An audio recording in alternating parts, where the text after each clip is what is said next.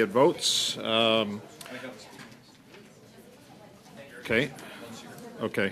I'm going to call the meeting to order. If we can have order in the room, please, that would be great. Welcome to meeting number 66 of the House of Commons Standing Committee on Access to Information, Privacy and Ethics. Today's meeting is taking place in a hybrid format pursuant to the House Order of June 23rd, 2022, and therefore members can attend in person in the room and remotely using the Zoom application. Should any technical challenges arise, please advise me.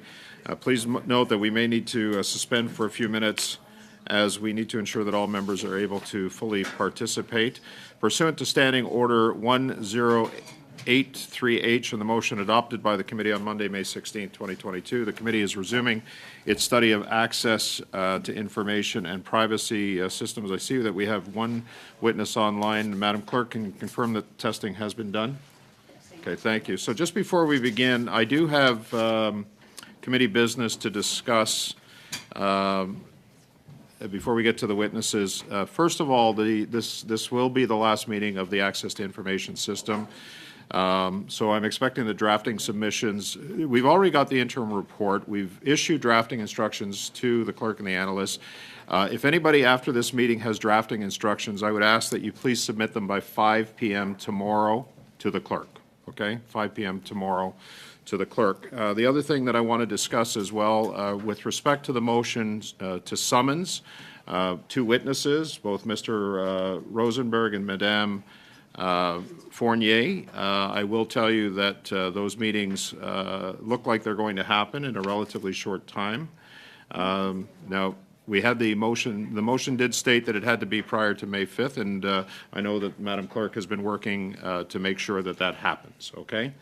And then the other thing on the draft report for the ATIP, we've got, I've scheduled 3 meetings, a minimum of 3 meetings for that to happen. I suspect that it's going to be a fairly substantive report, if with the interim report is any indication. So we've got 3 meetings for that. After today, we have 13 meetings left. So I just want to keep that in mind. I want the committee to keep that in mind as we discuss the schedule. And then, of course, we've got the commissioners that we need to invite to discuss the estimates, and that will take 1 meeting. So I just wanted to make sure that you are aware of that at the beginning of this meeting. I know that we have 2 witnesses that are prepared to speak, and then we have a significant amount of witnesses after this for the second hour. Mr. Barrett, I'm gonna go to you. Yep, thanks, Chair. So I have a motion that I'd like to move, and I've just sent it to the clerk, but just want to make sure that colleagues across the way are either all signed on or are they all here, just while I put my motion forward. Okay. Sorry, I'm just wondering if we've had the proper amount of notice for this motion in order for it to be moved? Well, we're in committee business. So Mr. Barrett is moving the motion. Yep. In committee business.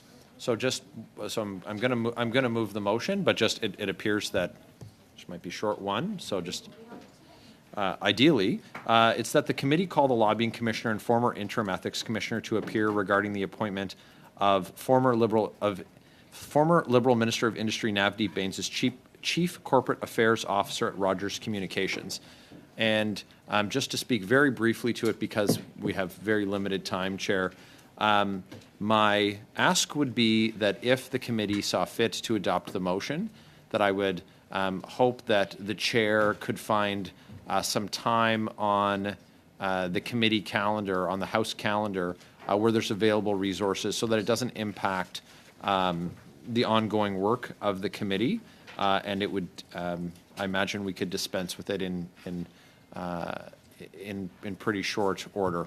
So the motion is self-explanatory. It's an item that's been of keen public interest, and just the 2 officers of Parliament who would be able to speak to members' obligations post-employment as parliamentarians. Thank you. Okay. I've got Mr. Fergus first. Okay, so we're in committee business, so I'm going to roll the motion in order. I will remind members of the committee that we've got Mr. Beebe and Mr. Conacher prepared to go here. I would like to get to the witnesses today, but I'll, of course, leave it up to the committee. The motion is on the floor. Mr. Fergus on the motion. Mr. Chair, I was going to suggest that perhaps it's better that we come back and then finish this, we bring this at the tail end of the meeting. It's been introduced, it's in order, you've ruled it in order. It should be discussed, but I think it'd be, since we have our witnesses here, there are some aspects of this I know I want to talk to this motion, but I don't want to interrupt the presence of our witnesses here, so I'm just going to ask if Mr. Barrett would be so kind as to, and Mr. Chair, through you, to delay this until, let's say, 15 minutes before the end of the meeting. Okay. Are you okay with that? I know we've got the witnesses scheduled till exactly 5:30 in the second hour. Is it the will of the committee to come back in the last 15 minutes or not? So, I'm looking for consensus, Mr. Barrett. Yeah, so thanks, Chair. And so I want to make sure that everyone has their members at the table so that, you know, if a vote comes to pass, that we're able to do that. So I'd like to satisfy that first.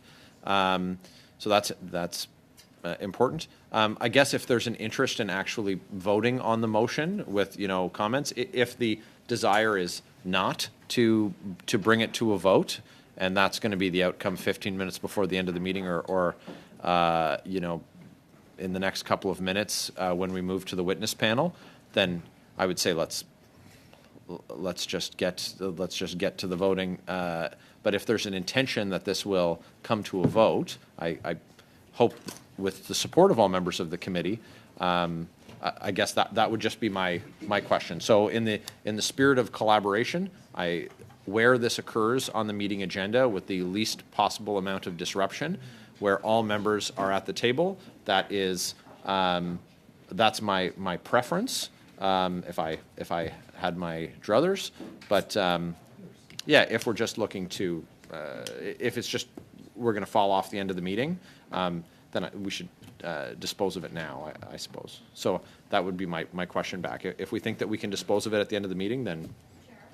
Okay, so I've got, thank you for that. Then I would support Mr. Fergus's suggestion, and then we can get to the witness panel. So in the difficulty of understanding or knowing intentions, my preference would be to dispose of this now in the next 8 minutes that we have, if we can, and if not, then perhaps we move on to the witnesses at that point. Ms. Khalid, go ahead, please. Thanks, Chair. I just want to reiterate the point of Mr. Fergus to say that I think that it does need to be at the tail end of the committee meeting, just because, you know, obviously we want to have some time to look over the motion. It was table dropped. We had no negotiations, no communication from the opposition parties with respect to their intentions and what they're thinking on this. So I would appreciate if we could move this to the tail end. Are we good with doing that? I just need direction from the committee here, because I'm prepared to move it to the end if we have to. Jean Denis, c'est bien, Matt, you're good? Okay, so we're going to take 15 minutes at the end of the meeting, which will shorten up the panel for the next hour, but give us more time for the witnesses in this hour.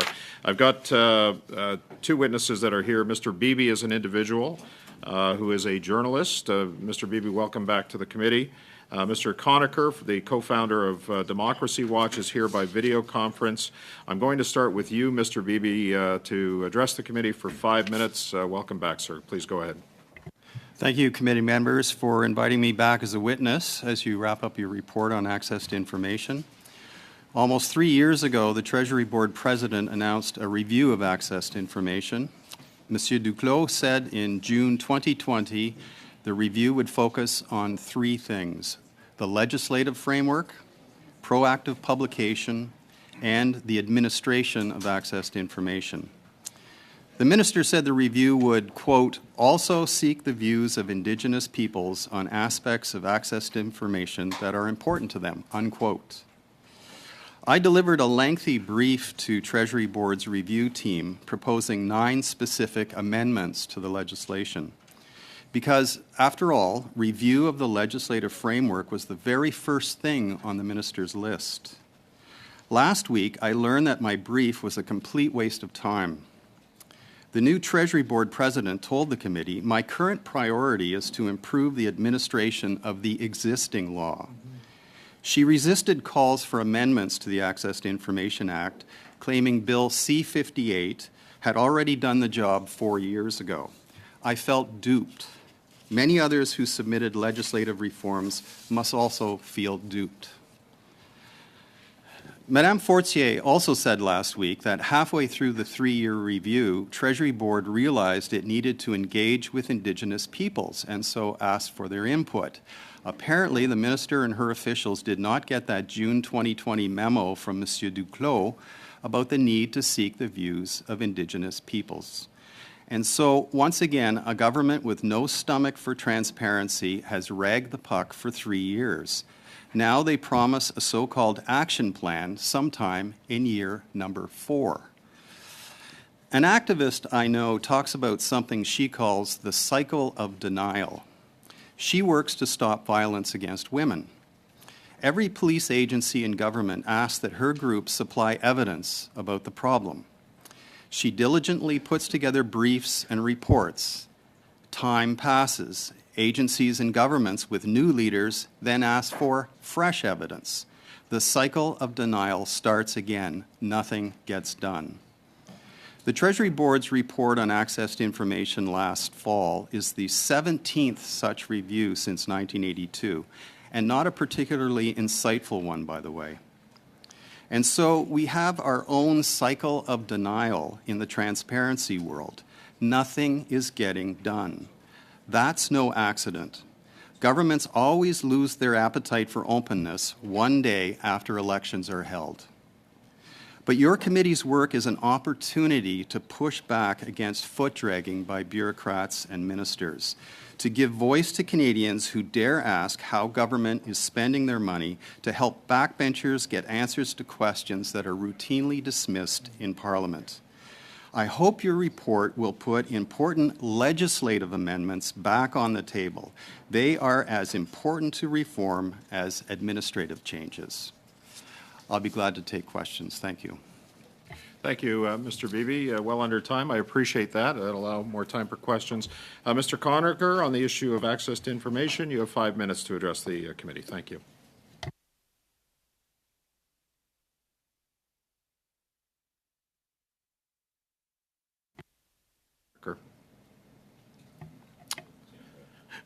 You're on mute. There you go. Thank you. Okay. Sorry, I thought that was being done for me. Thank Okay. you very much, Chair and Committee, for the invitation to appear again before you during your review of access to information. I'm going to be brief. You have Democracy Watch's submission setting out 18 key changes. And so I won't go through those changes again. They can be summarized very simply as apply the law to all publicly funded and public purpose institutions, and close all of the secrecy loopholes, require a duty to document, to create records of actions and decisions, and then strengthen enforcement, including the independence of the commissioner, and empower the commissioner to actually impose penalties for violations of any of the provisions of the Act. Mr. Conacher, can The I? Act is not an access to Mr. Conacher, sorry to interrupt. Can I just get you to throw your microphone down just a little bit because the interpreters are having a difficult time. Maybe just a little bit lower. If that's possible. There you go. Go ahead. Thank you. Thank you. The Access Information Act is misnamed. It really should be called the Guide to Keeping Information Secret that the Public Has a Right to Know Act, because that's what it is. It is more loopholes than rules. And as a result, the enforcement changes made by Bill C-58 can only empower the commissioner so much because of the number of loopholes, exemptions, exclusions that can be claimed. Stakeholders have made it very clear, including in the government's own consultation report released December 2021, that all stakeholders called for 10 key changes. I've listed 18 more detailed and comprehensive changes in our submission, and they all need to be made in order to have an actual Access to Information Act. So rather than the committee simply issuing a report, and I was happy to hear and listening to Oui, the... je sais, Monsieur Garon, qu'on n'a pas d'interprétation. Mr. Guérin, we're not having any interpretation. I know you've got the proper equipment on here, but if you can just speak a little bit louder, because we Sure. are having problem with the interpretation, and maybe just, sorry about this, just move your microphone up a little bit if you don't mind, just a bit. No There you worries. go. That might work. Just a little bit louder, sir. I've stopped your time. Go ahead. That's fine. Thank you. As I was saying, instead of the committee issuing yet another report, and this committee has issued reports already on the access information law, Democracy Watch is calling on the committee members to take the report and the recommendations that the majority of the committee members support and turn it into a co-sponsored private member bill. Get things moving. The Liberal government and cabinet have made it very clear that they're not going to introduce a bill that will close any of the secrecy loopholes, strengthen enforcement, or create penalties for violations. And so I call on you as legislators to act as legislators and co-sponsor a bill together. I hope you will also take on the issue of the secret lobbying and whistleblower protection, which isn't strong enough to allow whistleblowers to report secret wrongdoing, secret investments that are allowed by cabinet ministers and top government officials. And finally, I urge you all to reconsider and reverse your position on the changes to the lobbyist code of conduct, which will allow for secret fundraising and secret campaigning by lobbyists and secret gifts as well, if worth hundreds of dollars, that will lead to secret problems and secret corruption. Thank you. Thank you, Mr. Conacher. And I just want to keep focus here. We're on access to information. The questions that are going to be coming are going to be related to that from committee members. We will start now with our first 6-minute round. We're going to go to Mr. Keurig for 6 minutes, please. Thank you, Chair, and thank you, gentlemen, for appearing once again before the committee. And certainly, I think that your reappearance speaks to the fundamental importance of having an access to information regime that actually works and does what it's supposed to, and the importance that has in our democratic system.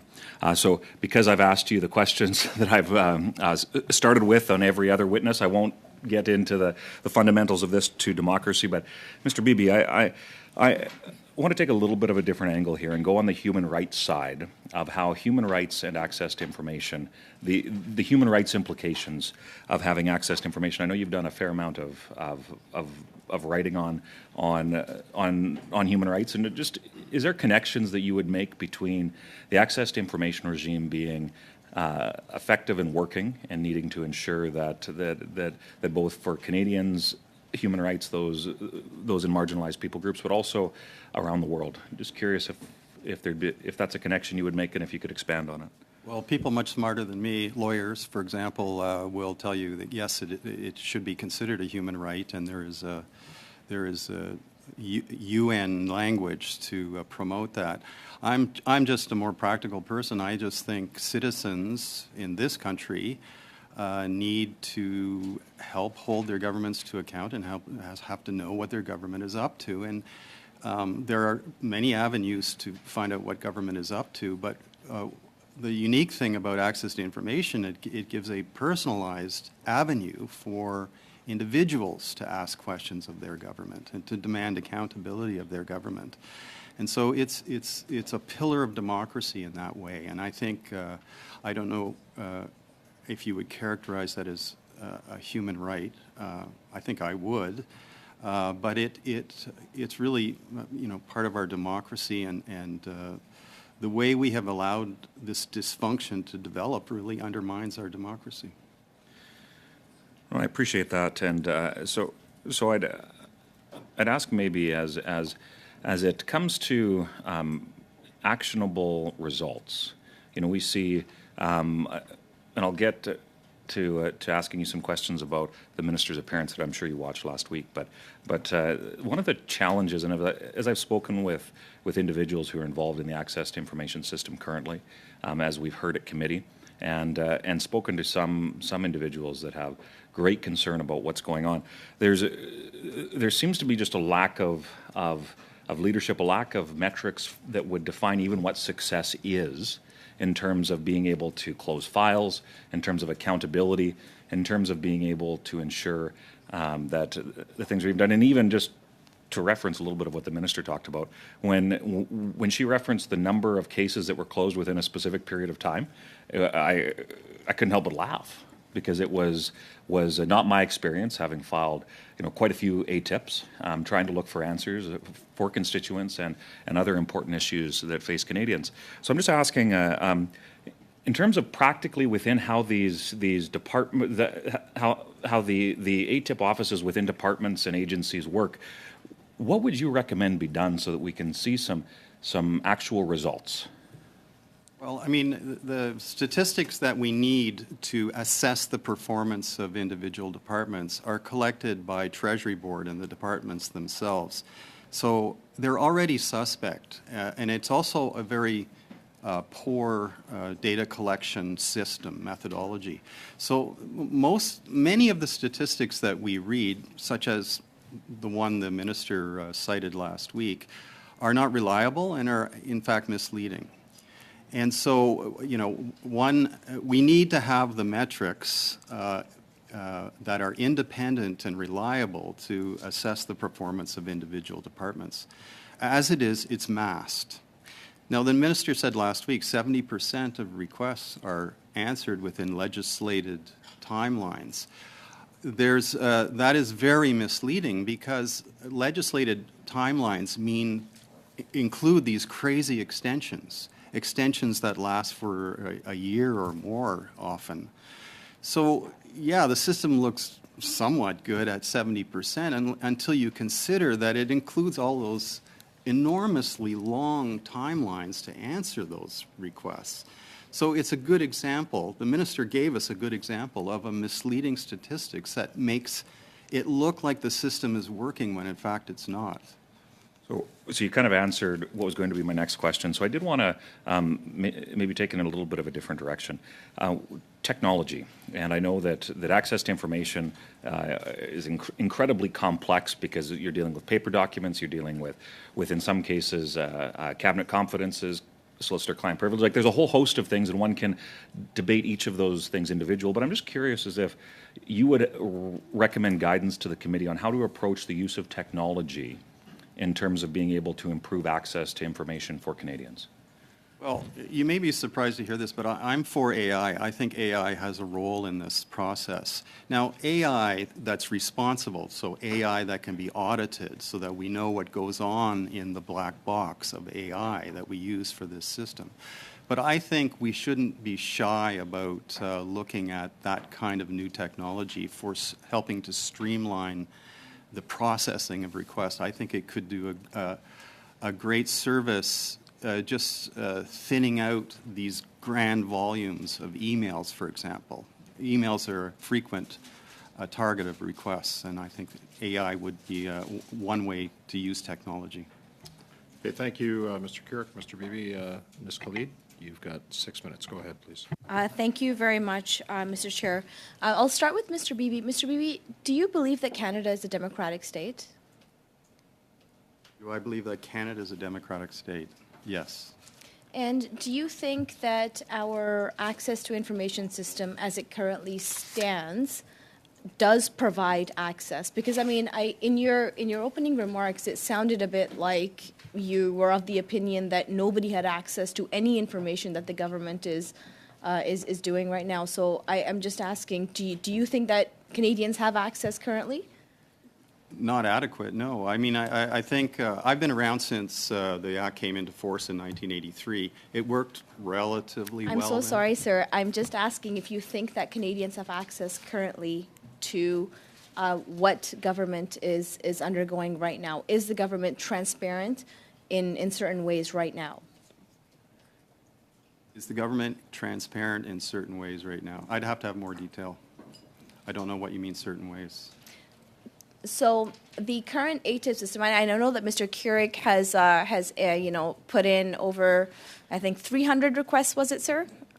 More than 300 requests to request information from the government on various programs, and those are in the works. Do you think that Canadians are able to request information and to receive that information currently with the government right now?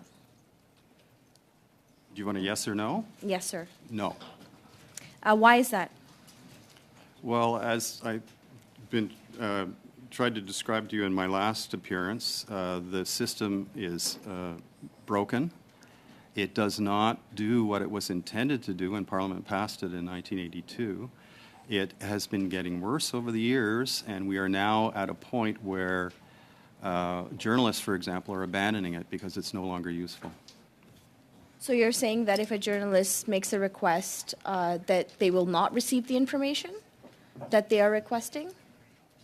Well, again, are you asking me yes or no? Sorry, I'm just trying to differentiate whether there is a no, you cannot have access to this information, or you can have access to this information and there's a delay because of some systemic barriers such as labor issues, such as digitalization. So I'm just trying to differentiate between whether you think this is a deliberate attempt to not provide information to Canadians, or whether it is a systemic issue that we can try to resolve with this government. Because in your opening remarks, you did make a reference to corruption, and I just want to clarify whether you think that the government is corrupt or the system is broken. Well, a point of accuracy, I didn't use the word corruption in my opening remarks. You did. Okay, well, I'm just trying to understand. So you had submitted some recommendations that were, in your opinion, not accepted in what the reform process for access to information is going to look like. So perhaps if you can give the top one recommendation that you think is going to fix this broken system, in your opinion. Okay, well, last time I was here, I gave you 4. If you want the number 1 that I gave last time was reduce cabinet secrecy. It won't fix the system, but it will go a long way toward that goal. Thank you. And just turning to our other witness here, who is here digitally. Now, you used the word secret many, many times. You use the word secret to refer to a number of things. You use secret corruption. Now, have you raised this issue in previous governments? What has been kind of your track record to ensure that that there is transparency within government?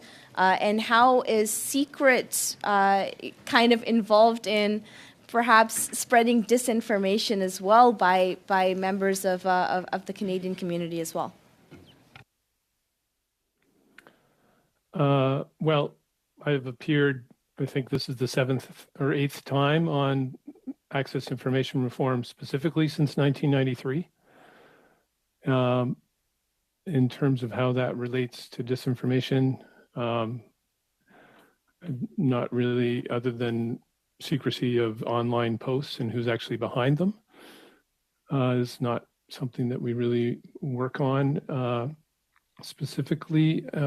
In terms of access to information, secrecy and misinformation, that's not really the main concern with the Act. The main concern with the Act is that the information that's released is the information the government wants released, not the information that the public has a right to know or that the public requests.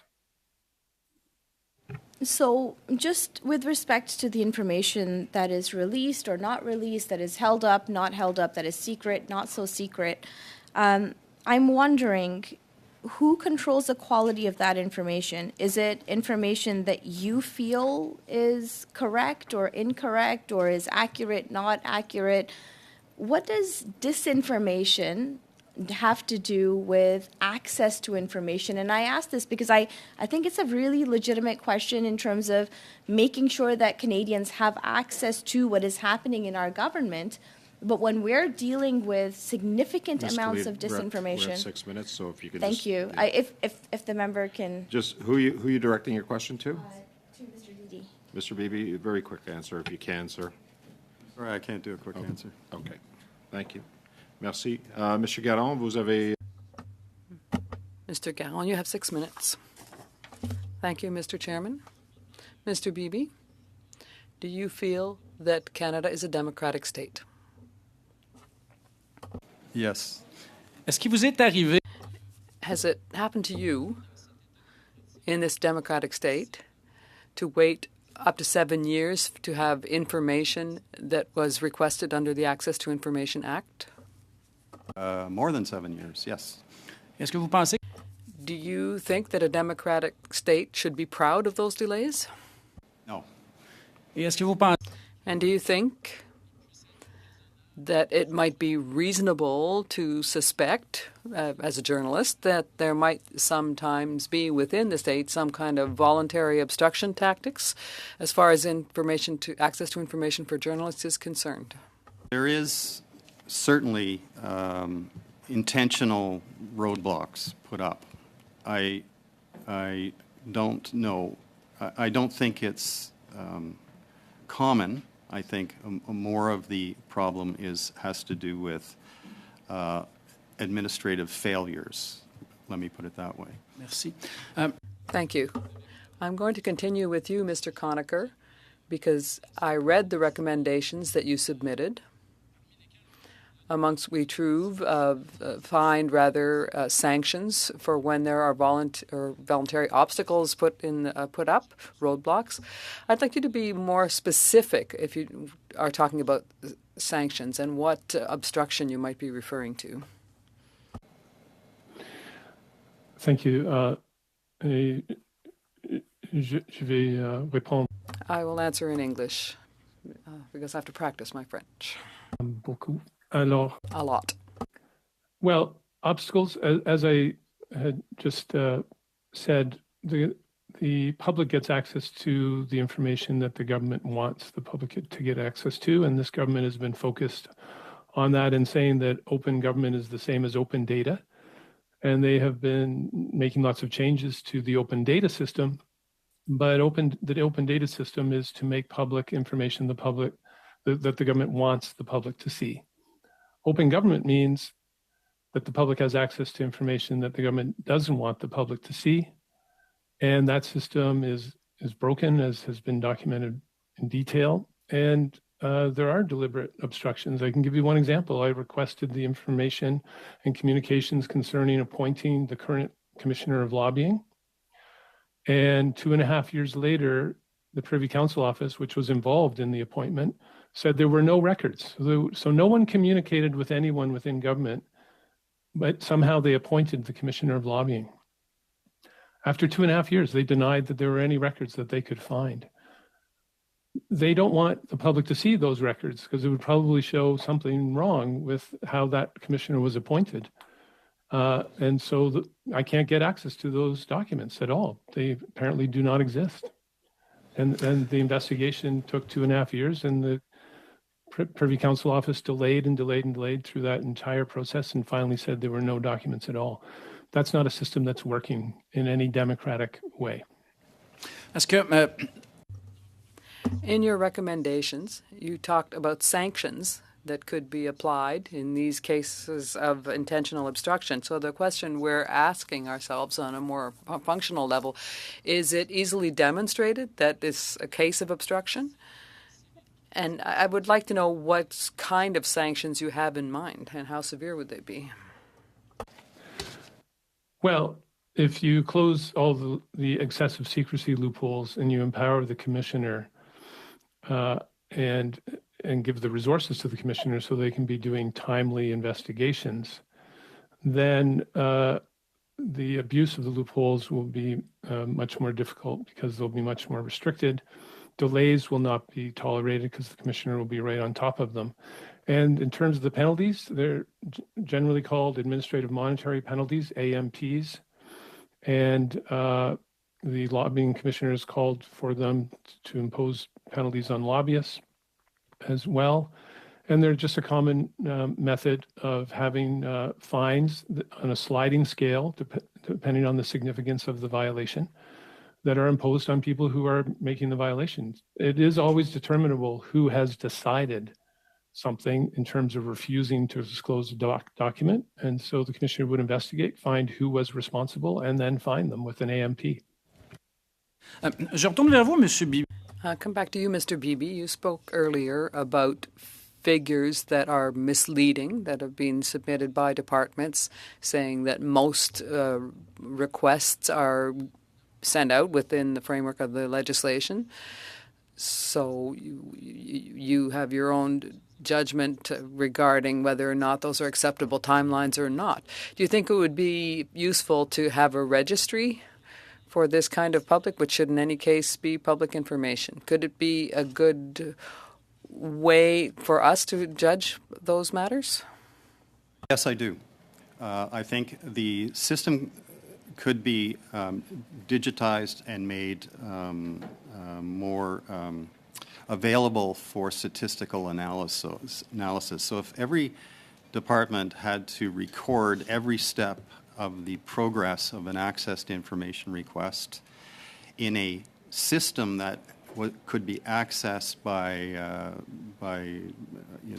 statisticians, I think we would have a much clearer picture and a much more accurate picture of what's going on. Right now, it's balkanized, and each department is responsible for its own stats. Okay, merci, Mr. Garon. Thank you, Mr. Garon. Go ahead.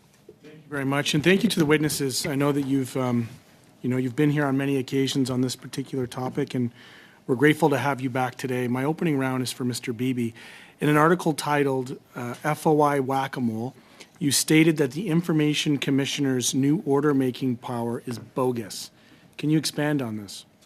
Yes, I'd love to. She was given so-called order-making power from Bill C-58 in 2019. But it wasn't what she had argued for. It was a watered-down version. So her orders do not have the same effect as a federal court judge's order. A federal court judge's order cannot be ignored. There are sanctions that will be applied to people who ignore that order. In her case, there are no sanctions. It's simply her order goes out and it can be ignored, or the institution can go to court, but it has no power, impact, authority. And she argued against this kind of watered-down power when Bill C-58 was being debated, and she didn't get it. And so we now have this really weak system. So is it your recommendation that the Information Commissioner have more stringent order-making abilities on par with a judicial equivalent? On par with a federal court judge, yes. That will bring into play sanctions. And what would you contemplate as sanctions? To ignore a federal court order is to risk being thrown in jail. So there is a range of sanctions, fines, whatever. But the thing is, they're taken seriously, whereas the Information Commissioner's orders can be ignored without consequence. In the same article, you describe the ongoing case where PSPC was ordered to release a file requested under the Access to Information, where the department had argued it did not have control of the file because it pertained to a subcontractor. The Information Commissioner ordered PSPC to deliver the file, and PSPC told her they would not be implementing the order and went to a federal court with an application asking the judge to overturn it. Can you describe the impact of departments declining to abide by an order and requesting that a federal court judge review the matter? Well, it undermines the authority of the Information Commissioner, absolutely. And when they go to court to challenge her order, that judge can hear that case from the very beginning. So the judge isn't looking specifically at her decision-making. It's looking at the whole case de novo is the legal term. And that's not order-making power. That's some reduced version of order-making power. So it gives departments free rein to snub their nose. And that's a problem, you would agree? Considerable problem? Absolutely. So do you believe that the Office of the Information Commissioner should be tracking non-compliance and reporting back to Parliament in regards to the Commissioner's orders? She should. She does not have that power in the Act as it stands now, but she should be empowered to collect statistics and report to Parliament on the recalcitrant departments who are ignoring her orders. Do you have any other recommendations regarding the Information Commissioner's order-making power to improve compliance? Nothing significant. That would be a major leap forward if she got that power that a federal court judge has. In your blog post regarding the Treasury Board's review of the access to information, you stated that the Treasury Board is not even trying to connect with ordinary citizens, especially not those who are access to information users they claim they wanted to, quote-unquote, engage. Can you expand on this? Well, I don't know if you've read the report that came out last December from Treasury Board, but it's almost indecipherable. It's written in a bureaucratese that's not meant to connect with ordinary Canadians. And I think it's full of obfuscation and dodges. I believe you used the term that it dodges any hint of concrete reform, and it called for more study. This is pertaining to the report, I believe. You had written about that in December. What was your takeaway from that report? Well, that they had not lived up to their responsibilities to listen to users and others who are telling them what's wrong with the system, and to use the solutions that were offered to them. The minister said last week it was all a misunderstanding, that they had never intended to put solutions in place in that report. I didn't understand that until she said it last week. And I think that might have been in my line of questioning when I was, quite adamant that the application of amendments to the legislation would be used to help actually support the course of the work. So in your opinion, you would have heard her then referring to the previous legislation as being the solution. And just so that we're 100% clear here today, you do not agree that the last iteration of this solved the problems that we were setting out to solve? Yeah, she seemed to say C-58 was the big improvement. C-58 had some improvements. Order-making power was a half improvement. It also had some restrictions. It introduced for the first time the problem of frivolous and vexatious requests. So certain requests can be ignored. So it wasn't all in favor of the user. Some of it was actually against the user. So in your opinion, it went. Oh, thank you. Sorry, Mr. Green. That's okay. Okay, doing the math here, I think we do have time for a second round. 5-5, 2.5, 2.5. On va commencer avec Monsieur Gourde. We'll begin with Mr. Gould. 15 minutes late, so I've been assured by the clerk that we are able to make that time up with an extra 15 minutes. So, Monsieur Gourde, commencez. Mr. Gould, go ahead, please. Thank you, Mr. Chairman. Thank you to our two witnesses. I will ask the same question to both, and I'll start with Mr. Beebe. There is a lot of concern among Canadians concerning access to information, and most witnesses who came before us have spoken at length about that. There is also a great deal of concern regarding the work done by the committee so that access to information be improved. So in your opinion, Mr. Beebe, what are the biggest concerns and what would be the best recommendations to make Canadians more confident in access to information? as I said before, we need to reduce the brick wall around cabinet secrecy. We need to reduce delays, and there are things you can do legislatively that would help reduce delays. Delays are probably the biggest problem. There's a section in the Act called Section 21, which refers to advice, and it's a grand loophole. It's a Mack truck-sized loophole for government to withhold anything that it construes as advice. That needs to be narrowed quite a lot. And I also think we need to put a time limit on the Information Commissioner's investigations. They take too long, and they don't allow users to go to court if she's taking years to solve. And I've had personal experience of her taking years to resolve my requests. So those are four things that I think would go a long way to solving problems. Monsieur Conacher. Mr. Conacher? Même question. Same question. Yes, well, I had mentioned them before.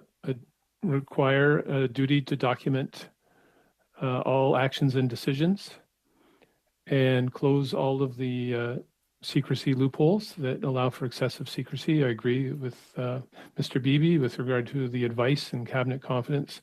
That is one of the most abused. In terms of the commissioner's powers, I mentioned penalties, but also the commissioner should have the power to audit the information management system of a government institution and make recommendations in terms of cleaning it up so that records are kept in a way that can be accessed easily. That would help a lot with the delays and would spur changes in a lot of institutions that simply are not managing records in a way that can be retrieved so that requests can be fulfilled in any timely manner. So I would emphasize those, but again, penalties. People will react in government when there's a possibility that they could be personally penalized for failing to comply with this act, as with any other law. There's lots of penalties in place for parking illegally, speeding. You actually have a better chance of paying a higher fine for parking illegally anywhere in Canada than the penalty that would be paid by any public servant for denying the public's right to know. And it is a quasi-constitutional right. And so the penalty should be quite high for violating that right. Merci de vos réponses. Thank you very much. I have no further questions. Thank you, Mr. Gould. The next question is to Mr. Baines. Thank you, Mr. Chair. And thank you to our guests for joining us today. My first question is for Mr. Beebe. The president of the Treasury Board and officials have said that their focus is on administrative reform. The information commissioner has stated that legislative reform would increase the strain on the system at this time. Do you agree that administrative reform is the appropriate avenue at this time to improve the system? Yes, I don't agree with the commissioner. I think legislative reform would reduce the strain on the system, would add clarity. Okay, and a recent report by Globe and Mail found that BC's access to information requests have dropped dramatically by up to 80% from media after they introduced their $10 fee for requests. Do you believe that the $5 flat fee for requests introduced by C58 is a step in the right direction? The $5 fee was there all along. It was there from 1983. So the application fee did not change.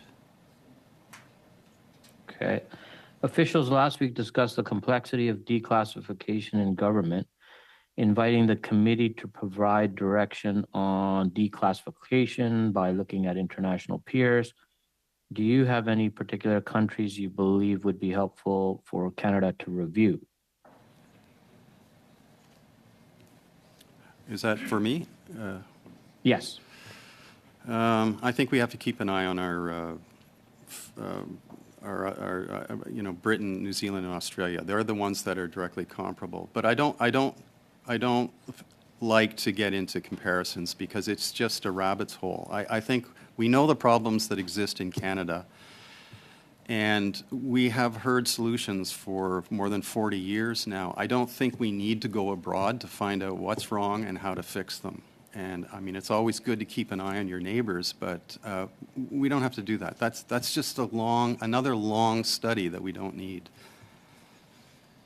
Okay, and again to you, as you've just said, much of government's information is balkanized. In other words, government has no way of tracking what has already been released by a different department.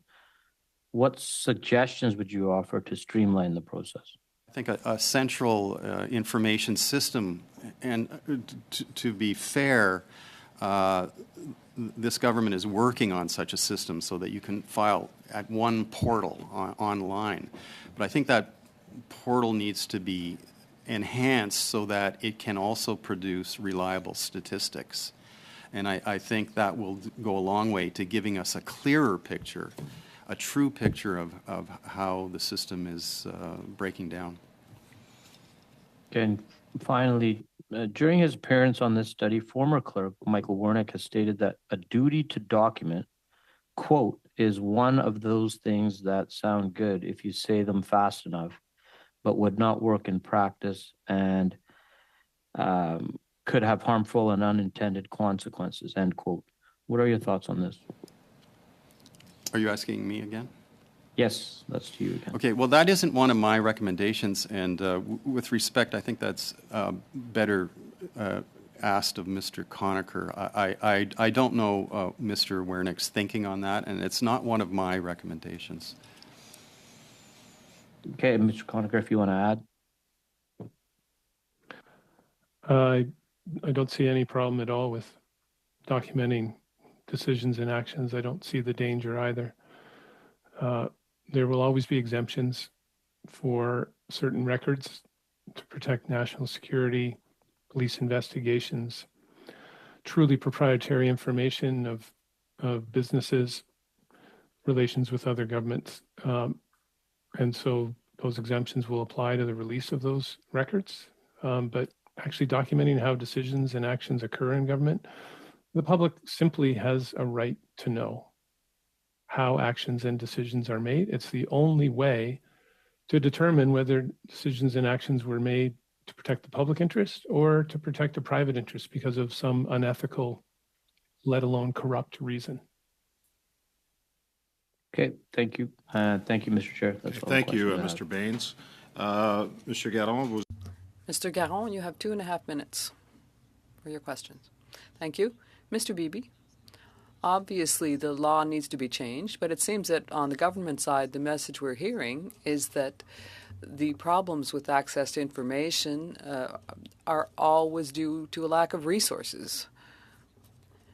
Have you witnessed a substantial effort on the part of the government to increase those resources with the commissioner to deal with that problem specifically?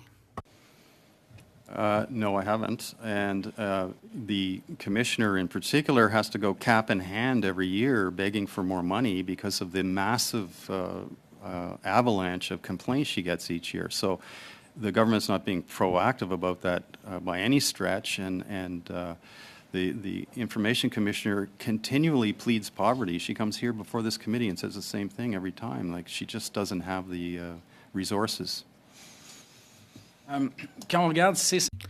When we look at C-58, which goes back to 2017, I believe the issue of the lack of resources was already in the forefront then and carries on today.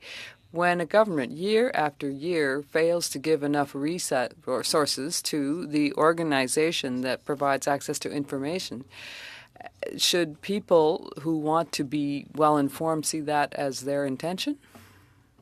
You know, it's hard to provide hard evidence for motivation, but I mean, it's not difficult to understand why a government would think it has more important things to do than answer access to information requests.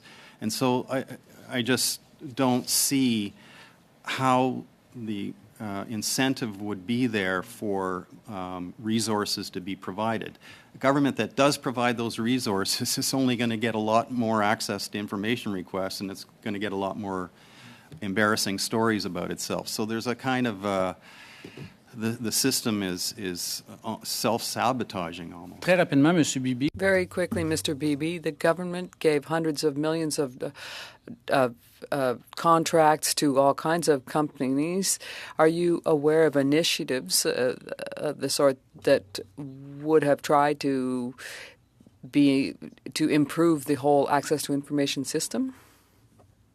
The Treasury Board does have initiatives of some kind to improve the system, and I'm not the best to tell you about them, but it just my experience over many years is that there's a lot of heat and not much light coming out of Treasury Board. I mean, I think they do. I think there are people of goodwill in Treasury Board that are looking for ways to make things work, but I just, without the support of their bosses, I just don't think things are going to get better. okay. Thank you, Mr. Beebe. Merci, Mr. Garon. Thank you, Mr. Garon. Final intervention on this round. 2.5 minutes, sir. Go ahead, please. The Treasury Board also published the results of the evaluation of proactive publication under the Access to Information Act, which indicated that currently there is no data on the public use of proactive publications. So the degree to which proactively published information meets user needs or whether the government accountability is strengthened by proactive publication is unclear. That's what they've stated. In your view, what measures should be put in place to better monitor proactive disclosure under Part 2 of the Access to Information Act? Well, I should say, first of all, I'm not, I think proactive publication is a red herring. I think it distracts our attention from the real problem, which is the first part of the Act, which empowers citizens to pull information from government. And the second part talks about government pushing information at citizens. And I think those are two very different things. However, if you're going to do proactive publication, yeah, you should ask the question, is anybody looking at this stuff? And there's mountains of proactive material out there that I'm convinced no one is looking at. And can you imagine the amount of resources in the bureaucracy dedicated to this proactive? Difference between like open government and open data? Those terms I don't. That's fair. I'll go on to my next thing. Given that the report has been released, and I believe you had in your initial engagement 11 points with solutions that didn't seem to be reflected at all in any of the documents, and we'll get to that in a second. Following the release of the review, do you have any new recommendations, given what you've seen where they're at now? Well, yeah, I probably have about 200 of them if we can spare the time. I don't want to get you caught in a cycle of silence as you talked about, but for the interest of this committee, as you know, your recommendations can become a part of our report back. And notwithstanding this notion of doing a PMB, which in my opinion would go absolutely nowhere in terms of the legislative timelines, we can provide recommendations. So would you be willing, upon reflection of that review, given your 11 solutions, be willing to add any more that you might see fit in writing? Yes, I would. Okay, Mr. Conacher, would you provide any new information subsequent to the report in writing if it, would you be willing to do that? The 18 recommendations are the 18 recommendations, Okay. and if one party leader gave a PMB slot to this PMB, it would be right at the top of the agenda, and in a minority parliament, all the opposition parties could pass it, and the Senate would resist. I would love those ideal circumstances, just not unfortunately how it works. But thank you for being here today. I do appreciate you all taking time. Thanks. Thank you both for being here. Thank you, Mr. Green. Just a reminder to both witnesses, if you do want to provide documents to the committee, I would recommend that you do that probably no later than this week. Because the analysts are in preparation of preparing the final report, to which we're going to be dealing with that probably in the next couple of weeks or so. So if you can get something in by this week, I would appreciate that. On behalf of the committee, Mr. Beebe and Mr. Conacher, I want to thank you for coming back. Both interventions that you've made at this committee on this particular study have been extremely valuable to the committee, and I just want to say thank you on behalf of the committee and on behalf of Canadians as well. So thank you. We're going to take roughly 3 minutes because we've got to get the next witnesses ready. By my math, we should be able to get, presuming the witnesses go the full 20 minutes. There's 4 on their opening statements. We may be able to get one full round in before we get to that last 15 minutes. So I'm just advising the committee of that right now. So we're going to suspend for a couple of minutes. We'll be back at 4:45. Thank you.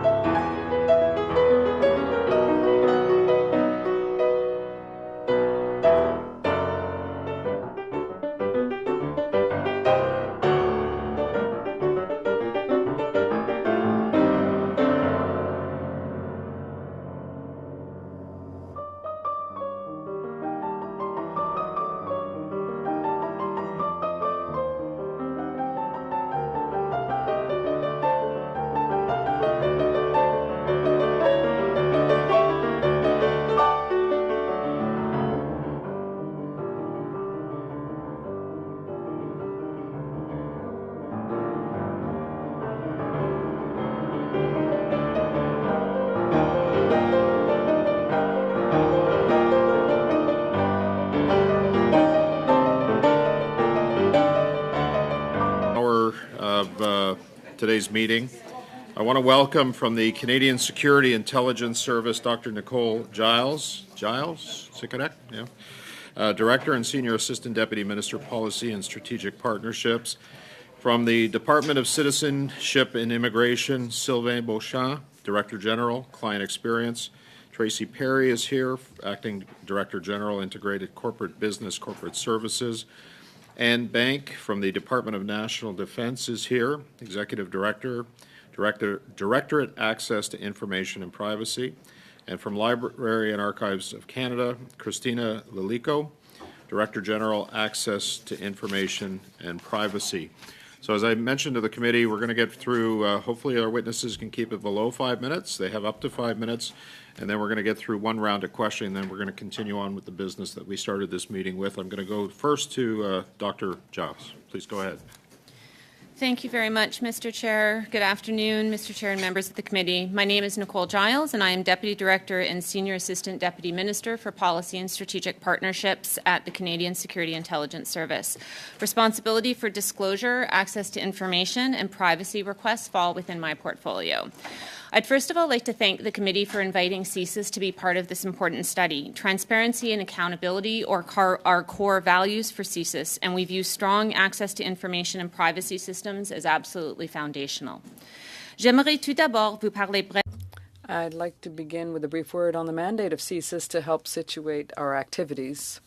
Our mandate and authorities are set out in the CSIS Act, which guides everything we do.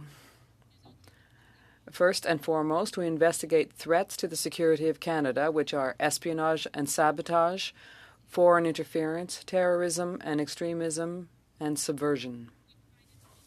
To the Government of Canada on these threats and may take measures to reduce threats to the security of Canada. CSIS also provides security assessments on individuals who require access to classified information or sensitive files within the Government of Canada, as well as security advice relevant to the exercise of the Citizenship Act and the Immigration and Refugee Protection Act. Despite being an organization that must keep secrets, we are not a secret organization. As a national security agency, many of our activities do need to be protected from disclosure. The release of classified information can reveal sensitive sources, methodologies, and techniques which can be detrimental and even work counter to CSIS's efforts to protect Canada and Canadians from national security threats. It can jeopardize the integrity of our operations. It can pose risks to the physical safety and security of our human sources, as well as to our employees, and hinder our ability to protect Canadians. That is why CSIS maintains robust mechanisms such as oversight and review and has policies and procedures to safeguard information. This includes necessary segregation, safe handling, retention, and destruction practices. CSIS's stringent policies are supported by regular training as well as regular review and compliance. While we need to keep secrets and protect information, we also need to be transparent. This poses special challenge for CSIS. The public's right to access information is balanced against the legitimate need to protect sensitive information and to maintain the effective functioning of government. In administering access to information and privacy requests, CSIS therefore must conduct line-by-line reviews to ensure that we release as much information as possible while protecting information that could be detrimental if disclosed. As you can imagine, line-by-line reviews take time. Despite this, CSIS has a strong record of providing high-quality and timely responses to requests. For example, in 2021-22, CSIS's on-time compliance rates for Privacy Act and access to information requests was 94%. Our access to information on time compliance rate has stood in the mid to high 90s over the past decade, with the exception of 2020-21, when it dropped to 81% due to COVID restrictions. For this and other reasons, in 2019, CSIS received an Information Commissioner Award for excellence in ATIP administration. In addition, CSIS regularly publishes proactively information, including summaries of recent access to information releases to allow the public to access previously released records. Access to information and privacy requests are just one way that CSIS communicates information to Canadians. Over the past several years, we have taken concrete steps to increase our transparency and engagement with Canadians through various resources, including our annual report, threat publications in over 7 languages, speeches, briefings to engage with provinces and territories, Indigenous groups, the business sector, academe, community organizations, as well as a budding social media presence. Tous ces efforts de transparence visent à All these transparency efforts aim to better inform our population, recognizing that all Canadians have a role to play in protecting our national security. to strike the right balance between promoting transparency and accountability in government, institutions, and protection of national security interests. As an intelligence agency, CSIS faces unique disclosure challenges which we strive to meet in the very best interests of Canadians. C'est avec plaisir que je I would be pleased to now take your questions. Thank you. Okay, thank you, Dr. Giles. Next, we're going to go to Ms. Perry for up to 5 minutes. Thank you. Go ahead, please. Good afternoon, Mr. Chair and honorable members of the committee.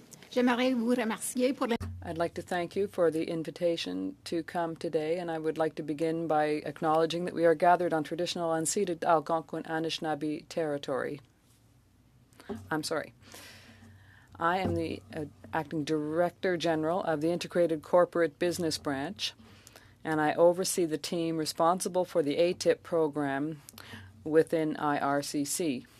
I am joined today by my colleague, Mr. Sylvain Beauchamp, the Director General for the Client Experience Branch. requests received in 2021-22, IRCC is markedly the most accessed federal government institution. That year, IRCC received nearly 80% of all access to information requests and 28% of all privacy requests submitted to federal government institutions. IRCC's ATIP volumes have been steadily increasing year over year, with daily requests now averaging more than 800 per day. This poses unique processing challenges, in turn affecting the department's compliance rates. In February 2020, Canada's Information Commissioner initiated a systemic investigation to better understand and address the surge of access to information requests and complaints lodged against IRCC. Ms. Ménard also examined departmental strategies employed to address the root cause of the issue, namely the need for timely, improved communication with clients on their immigration applications. Are called on IRCC to be bold and ambitious in its plans to transform the way it delivers immigration to its clients, saying the department could become a leader in providing relevant information to clients. In response, IRCC has undertaken multiple initiatives to modernize its ATIP program and address the Information Commissioner's recommendations. Specifically, we've been focusing on creating initiatives that improve the client experience through the availability of client immigration information, creating a comprehensive workforce management strategy whereby employees have access to enhanced training and development opportunities, and implementing new tools, technologies, and processes. As the committee has heard in previous appearances, IRCC is facing similar challenges to other government departments with respect to finding qualified ATIP senior staff. The ATIP program is focusing on its people by working to stabilize senior staff, training and promoting staff from within to retain expertise within the competitive ATIP community, and participating with the TBS ATIP Community Development Office initiative. And we are on a positive path forward. Within the past 2 years, we have moved from an ATIP program led by a single director and 3 managers to an organization that now has 3 directors supported by 9 managers. ATIP is also a regular topic of conversation at departmental management committees because IRCC believes access to information and privacy is a fundamental pillar of our democracy. Our tools and technologies, we recognize that we can no longer rely on an antiquated system to process ATIP requests. We are incorporating new tools to create efficiencies in the processing of ATIP requests, including the use of robotic process automation in various ATIP processes. RPA frees up staff time from doing repetitive data entry tasks and allows them to instead complete decision-based work.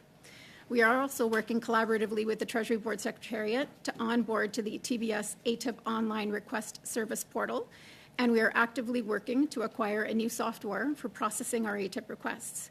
Gains from these initiatives will take time before they can be measurably felt. However, by addressing the root causes driving request volumes and streamlining our processes, IRCC will be in a better position to meet legislative timelines and uphold the values of client service excellence, transparency, and privacy protection.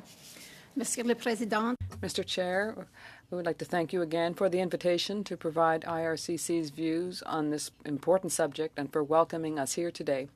My colleague and I look forward to questions members of the committee may have. Thank you very much. Thank you. Ms. Terry, that was little time. Next, we've got Anne Bank, who's from the Department of National Defense. Ms. Bank, you have up to 5 minutes to address the committee. Thank you. Good afternoon, Mr. Chair and honorable members of the committee. My name is Anne Bank, and I'm the Executive Director of Access to Information and Privacy at the Department of National Defense. I am responsible for the implementation of the Access to Information and Privacy Acts within the Defense team, which includes the Department of National Defense and the Canadian Armed Forces. Include overseeing the teams who coordinate, review, and release responses to ATIP requests, as well as providing advice, guidance, and training to the defense team in the application of the acts. I am also responsible for the team who establishes policies and processes related to the privacy management and privacy compliance within national defense. La Défense Nationale. National Defense is committed to openness, transparency, and respect for the rights granted under the Access to Information Act and Privacy Acts. As a result of reviews and investigations in recent years, we have made changes to our practices to streamline processes and promote transparency, and to stress the importance of our legislated obligations. Additionally, there is close collaboration with the Defense Chief Information Officer and the Defense Chief Data Officer to ensure that both transparency and the protection of personal information are considered in the implementation of the Defense Data Strategy. I'm happy to provide evidence to this committee, and I'm eager to see the results of your study to further help us better serve Canadians. Your questions. Thank you. Whoa, Ms. Bank, that is a record. Thank you. Appreciate that. Next, we're going to go to Ms. Lilico. You have up to 5 minutes, or 1 minute and 40 seconds if you can match that. Go ahead, Ms. Lilico. Thank you. Mr. Chair and members of the committee, thank you very much for the invitation to speak today. Let me recognize and honor the peoples and land of the Anishinaabe Algonquin Nation where we're meeting. My name is Christina Lilico. I'm the Director General of Access to Information and Privacy at Library and Archives Canada. Ensuring access to the records of government is a cornerstone of a modern and functioning democracy, and it's embedded in Library and Archives Canada's mandate. Here is why access to historical records is important today. Imagine you are a veteran needing an urgent surgery and needing access to your service file. You are a survivor from an Indian day school and you seek justice for you and your family, or when the Government of Canada takes legal action on behalf of Canadians, such as it did with Big Tobacco. All of this evidence is within LAC's historical records. I'm here today to speak to the unique challenges of providing access to historical records. I'd like to give you all a number, 3 million. 3 million pages. This is just one of the thousands of requests, access to information requests that we're dealing with today at Library and Archives Canada.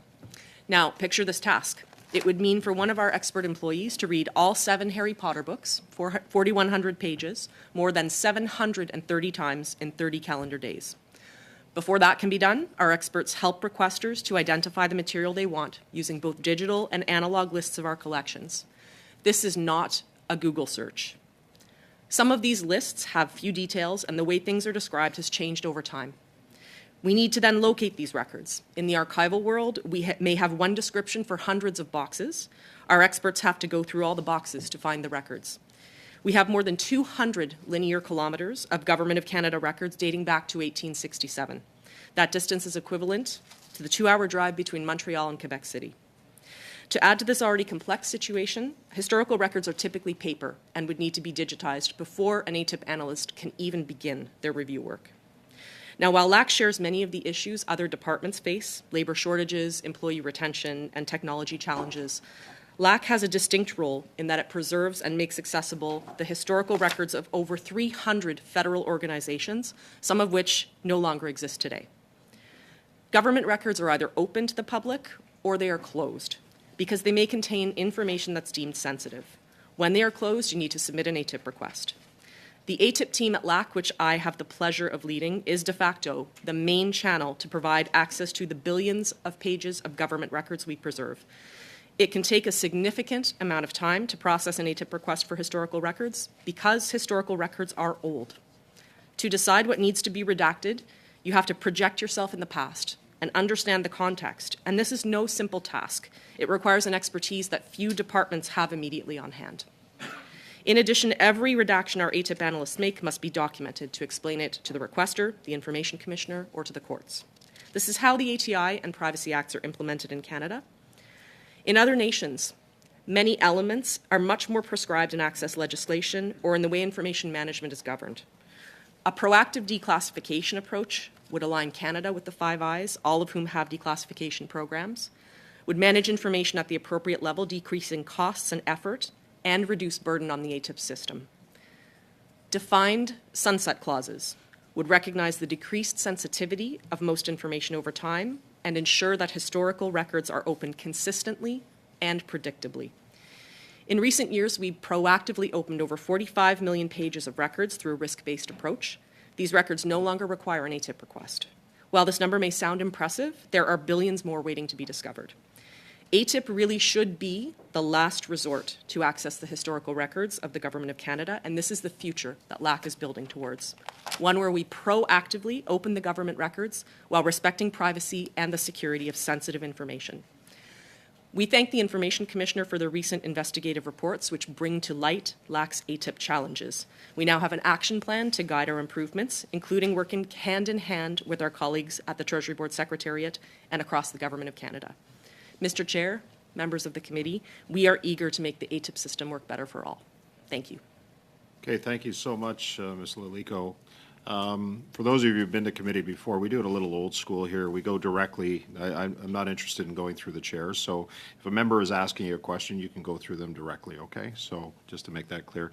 We're going to start with Mr. Keurig for 6 minutes. Après ça, il va partager son temps. Afterwards, he'll share his time with Mr. Gould, and you will have 6 minutes. I will be splitting my time. Thanks, and appreciate you all coming. You know, I've asked every witness that's come before the committee two foundational questions, and that is that ATIP and an ATIP system that works is essential for a modern functioning democracy, and whether they're satisfied with where Canada's ATIP system is. And both answered, or virtually all, with the exception of the minister, interestingly, said that our system wasn't where it needed to be, but everyone said that it was incredibly important. So I would just note that that's important in terms of the foundation. Specifically, Ms. Giles, you know, you're a spy agency. So reconciling secrecy with access to information. Can you just share what practically that looks like so that Canadians can trust what is going on there in about 30 seconds or so, if you could? That's a great and very reasonable question. So we have highly qualified ATIP analysts, many of whom who have served as intelligence officers, and so are very well placed to be able to do a line-by-line analysis of whether any of the exemptions apply. And then it is reviewed by supervisors to make sure that the maximum amount of information has been revealed. So that's our default, but there is a very high number of exemptions that do get applied, primarily as it relates to lawful investigations and also as it relates to information that would be injurious to national security. So I'm just curious, and it's become quite media stories when, for example, Pierre Elliott Trudeau's file at CSIS and other prime ministers' files at CSIS have been destroyed because they didn't meet the threshold for preservation. Just curious, if 30 seconds or so, if you can comment on when that's been some of the public's experience or exposure to the CSIS ATIP system, how we can reconcile that with a system that is so fundamentally important. One of the things that we've been working really hard on is try to increase and build trust with Canadians, because that social contract is absolutely essential to our ability to do our business. And one of the ways that we've been doing that is increasing the communication that we have with Canadians, as I outlined, as well as making sure that our delivery of responses to requests is timely. And we see that as a cornerstone. Thank you very much, Dr. Giles. Sorry, I didn't address you that way the first time. To Ms. Lilico, is that correct? Thank you. In about 30 seconds or so, I know this is really quick. We have a limited amount of time here. Technology is, I think, key to allowing access, giving Canadians access to their documentation. So I'm wondering if you could, in that 20, 30 seconds, just outline some of the advancements that we're seeing in technology that could help improve this process. Because as you know, the department is one of the worst offenders according to Treasury Board. So if you could just touch on that technology, and then I'll hand it over to Mr. Cord. Certainly, Library and Archives Canada, like others, is working to improve all of our technology that we're able to leverage, including onboarding and using the secure technology systems that the Government of Canada uses. We've recently onboarded to the ATIP online portal so that people can make their requests more easily. You heard me say that we have to do a lot of digitization. Digitization costs money. It's a big endeavor, and you have to have the right storage to manage and hold and migrate those things. And I do apologize, but I want to make sure that my colleague has time. Go ahead. Thank you. Merci. Thank you very much. I wonder if there's any cooperation between immigration and information on immigration issues for the security of Canadians. Is there any criminal background checks done on people? So in the intelligence people, do you help immigration for certain files? Yes, we do have a very important role to play in the national security screening process, which is a joint responsibility between IRCC, CBSA, and CSIS. Certain files will be referred to CSIS for analysis, and we analyze them in the context of national security admissibility concerns under IRPA, which is the governing legislation. Are these requests made systematically for this intelligence, or is there a committee that decides which should be filed with you? The immigration officer makes the decision of whether there are certain indicators that are triggered that would require the application to be referred to CBSA. CBSA, if they believe there's a national security admissibility issue, will then refer the file to CSIS, and then CSIS undertakes the analysis as quickly as possible. We will frequently make a recommendation in terms of whether that individual would be inadmissible to Canada on national security grounds, but ultimately the decision about admissibility is made by IRCC. My last question will be for Ms. Perry.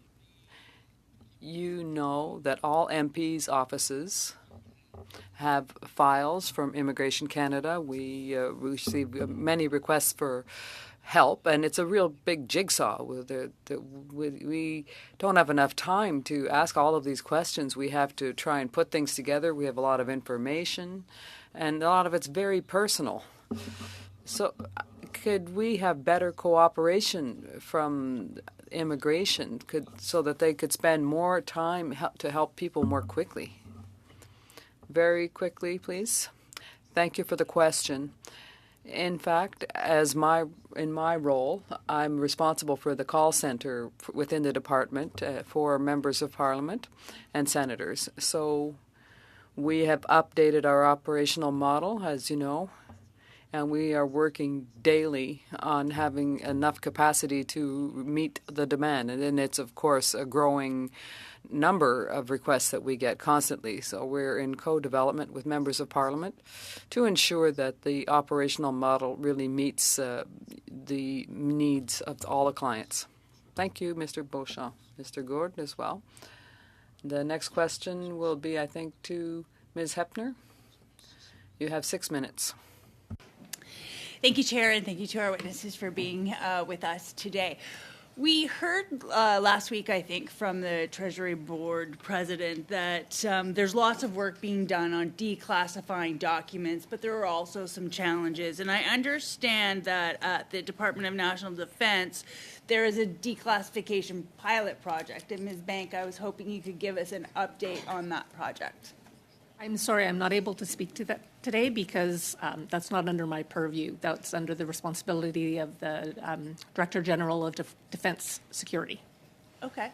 Ms. Lillico, perhaps from your perspective in the library, are there any challenges around declassifying documents so that they can be accessible to the public? Yes, as I've mentioned in my remarks, we're fully supportive of putting in place a better solution for GCY declassification. We participated actively in the pilot project that was undertaken by the Treasury Board Secretariat and Public Safety to help inform how declassification could work across the Government of Canada in a more efficient way. We'll continue to work to support these kinds of initiatives. Ultimately, this will be important for us in the long term to happen. Because like you say, the ideal is that the information is there and the ATIP system is a last resort for information, extra information that people are looking for. So the ideal is that people can go to the internet and find information that's not sensitive.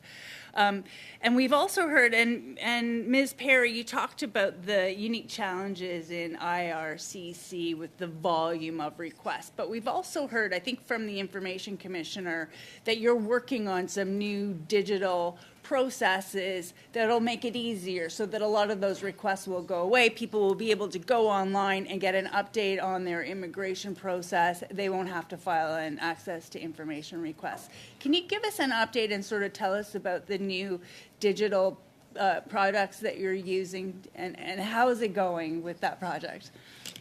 I'm going to turn it over to Sylvain. Oh, sure. Thank you. Thank you for the question.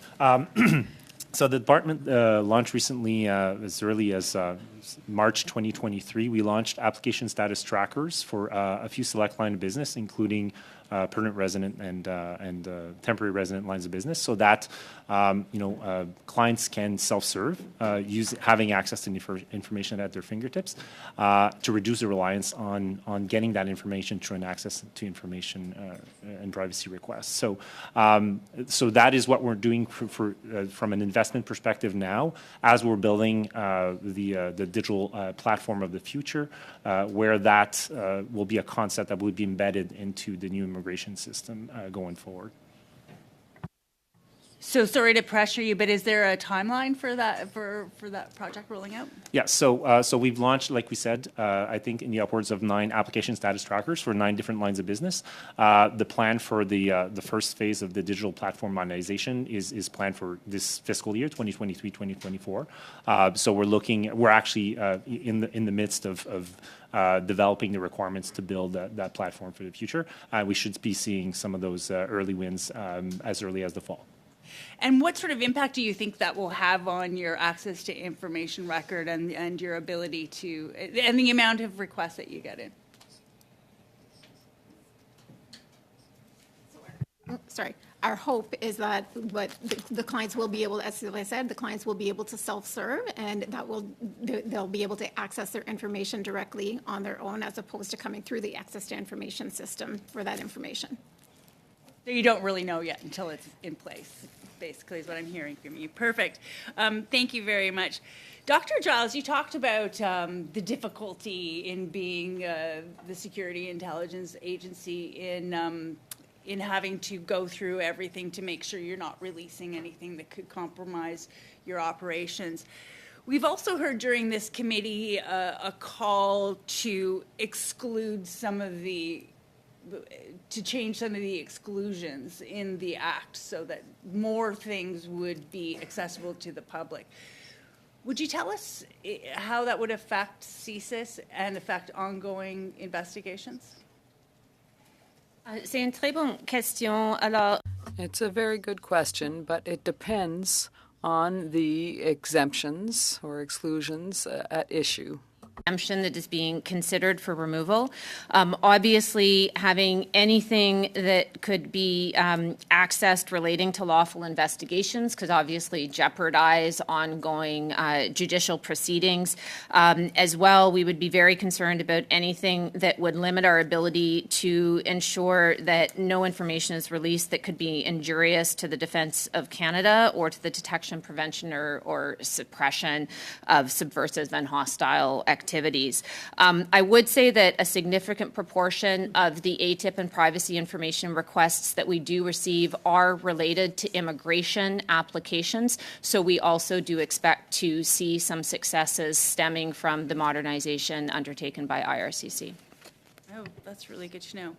I'm not sure who to direct this question to, but occasionally you'll get an access to information request that involves more than one federal department. Maybe you can put your hand up, whoever wants to answer this question. Are there any challenges in dealing interdepartment when you have a request that sort of crosses those lines? Very quick response, please. One of the challenges that we face is that a lot of departments do not have ready access to secret and top secret systems, so that impedes their ability to consult with us on requests that come in. Okay, thank you, Ms. Hepner. Thank you, Dr. Giles. Monsieur Garon. Mr. Garon, you have the floor for 6 minutes. Thank you, Mr. Chairman, and thank you for being with us today. It's greatly appreciated. I think we're all aware that it's extremely important, access to information. And I remember having a meeting of this committee about maybe a year ago, and we had the superintendent of the RCMP and misled the committee. So I think it reminds us there's always progress to be made. I'll begin with CSIS. And I'm interested in documents that would allow us to do historic research. We had witnesses who were interested in the COINTELPRO file. And that's still considered to be a threat to Canada. So that person had to go to the United States and go to the National Archives in Washington to look at exactly the same file. So in the United States, there seems to be an automatic declassification system after 25 years. And so wouldn't it be a good idea to have such a policy here so there could be some consistency? I presume that if the Americans declassified the document, there were no national security concerns. So do you have an opinion on that? Intelligence partners have different legislative systems that we operate under, so obviously ours is different from the United States. When we do get the access to information requests, as I mentioned, we do everything we can to declassify as much information as possible, but under our legislation, there are often legacy national security concerns, and we are prohibited from revealing information related to source or family names, for example. Other Five Eyes countries do operate under different legislation.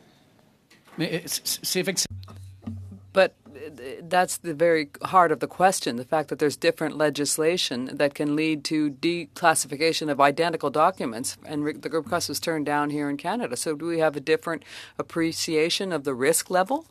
And so concerning this document as an example, it's just trying to understand how our legislation would be more severe here in Canada than the U.S. for an identical document. I think part of the c'est encore une très bonne question. That's a very good question, again. But the issue is that we don't have to declassification in the Government of Canada. So in the absence of that, CSIS does administer the release of information under the Access to Information and Privacy Acts. And so could that lead us to believe that a declassification policy could be good for Canada? I think it would be outside my remit as an official of CSIS to provide an opinion on whether that regime would be appropriate. Merci. Thank you. A question for National Defence. In July 2020, the Commissioner of Access to Information had recommendations regarding the processing of these requests, ATIP requests to defense. I'd like to know what steps were taken by your organization to improve this access since the publication of the report, the complex steps. Thank you for the question. And as a result of the Information Commissioner's systemic investigation of national defense was to really focus on our practices, because we are governed by the Access to Information Act and the Privacy Act, but we are following policy direction with Treasury Board Secretariat. Specific initiatives that we put into place is we've established letters of agreement which are signed between each senior official and the Deputy Minister of Defense, committing to uphold their obligations under both of those acts. We've updated our reference tools to support the tasking liaison officers, so those are the ones who are out searching for the documents. We've incorporated access to information objectives into performance agreements for those who have primary or secondary access to information or privacy responsibilities. We've established processes to enhance the rigor around the retrieval process. We've improved our ability to receive electronic records to speed up the process so that we're not dealing with the mail. We've emphasized the duty to assist principals across the government as we undertook a comprehensive review of our ATIP training curriculum, and we've updated the departmental policies. Thank you. Quick question. We heard from Mr. Patrick Roy from the journalism school at UQAM, and he said that in some cases the deadlines for complaints could be shorter than the deadlines within which you might have an answer for an ATIP request. And in those circumstances, it might be appropriate to suspend until the request wasn't processed. So was there anything like that within National Defence? You please repeat the question? I wasn't clear.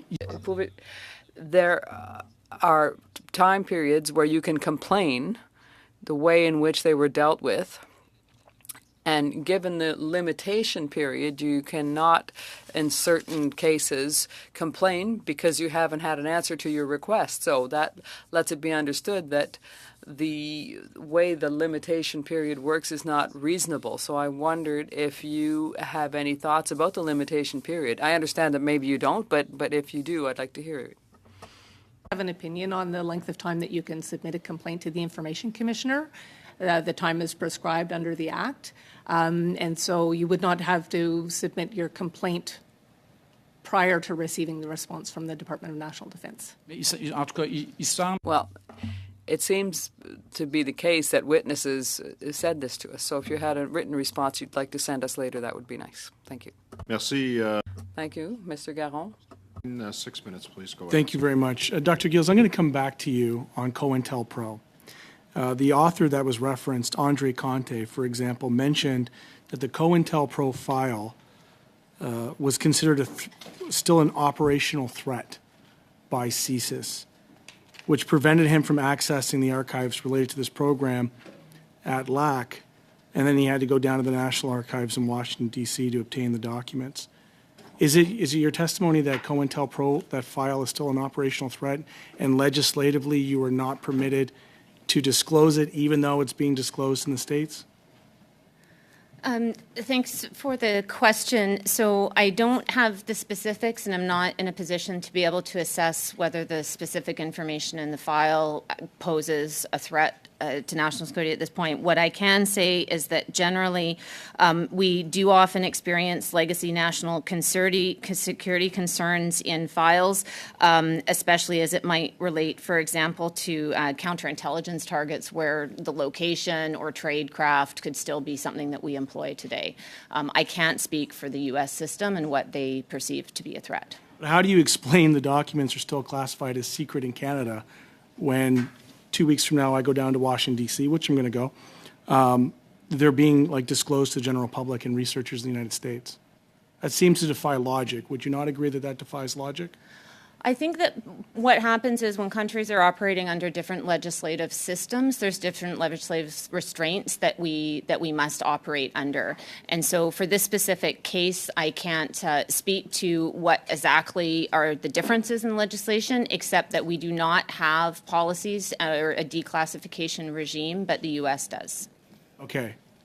So, for example, the U.S. has automatic declassification. Right. After a certain number of years, we do not. Okay. So do you think that automatic declassification systems after a number of years could help reduce the number of accessed information cases that CSIS has and would therefore help relieve you of that burden? I think that in general, it would be rational to assume that if there was automatic declassification across the government, we would see a reduction in access to information requests. You're an organization with secrets. You're not a secret organization.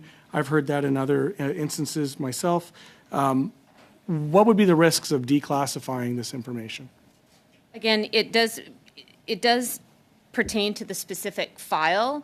I think from a CSIS perspective, automatic declassification is not something that would be in the best interest of Canadians. We would still need to do a line-by-line review to I'm going to be ascertain with whether exemptions specificity, apply. if I may, because you're obviously very well trained at this type of discourse. if it's already publicly available with our partners, what is the logic of keeping it classified in Canada? Again, I think it does. Again, I think it does stem with the legislation that we're operating under. I know, sir, I'm not exactly answering your question, but That's been on the record. Sir, I will ask one more question. It's a personal one. Tommy Douglas, who had been the subject of much attention to the RCMP over the years, resulted in a case, I believe Branskill had to sue, go all the way to the Supreme Court. Are there still redacted files on Tommy Douglas? Do you still consider Tommy Douglas a threat to national security? I don't have specific knowledge on Tommy Douglas's files. Okay, maybe I'll have to FOI it. Is that what I'm hearing? That would be the U.S. Right. ATIP. Thank you. So, yeah, I could probably just get it from the U.S. You're absolutely right. Okay. So as a part of its information review, the Treasury Board published a list of key access to information measures that were being implemented and planned and underway. Among these was noted that the Public Safety Canada, in collaboration with the National Security Intelligence Community, the Library and Archives of Canada, and the Treasury Board Secretariat, is leading a declassification initiative. Does CSIS participate in this? We are not involved in the pilot at this point, and I'm not privy to whether we have been participating in any discussions, nor whether those conversations are currently active. Just again, and I'm not saying this I'm not trying to be rude. What exactly is your title with CSIS? It is Deputy Director and Senior Assistant Deputy Minister for Policy and for Strategic Partnerships. And you wouldn't be involved in these conversations? There are hundreds of conversations that are happening at any given point at working levels throughout our organization. You wouldn't be briefed on those conversations coming to this committee today? I would be briefed on conversations. What I'm not privy to is whether there are active conversations happening at this moment on declassification. There are several initiatives that ebb and flow with time and based on the priorities of the government. Okay. So what initiatives is CSIS currently taking to improve access to information? We have several measures that we're undertaking. We constantly review our training programs. We are also putting in place. I'm going to interject on the training program. There was a list that members within your department were not actually accessing the online training regime, and I'm just wondering, in which ways do you train your? So, for instance. An annual report stated that there wasn't any formal training on ATIP for CSIS 20 to 2021, and that there was ATIP e-learning narrated slides, which were available and mandatory for all employees. But during the 20 to 21 fiscal year, 241 service employees viewed the ATIP online module.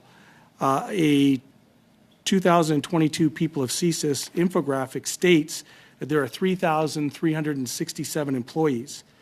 So how do you provide ATIP training to the other 93% that are not accessing the e-learning modules outside of their orientation? Mr. Green, we're 30 seconds over the 6-minute intervention. I have two coming later on. You can Well, jot that down. and this I'll come is actually the last round. Oh! Yeah, so back.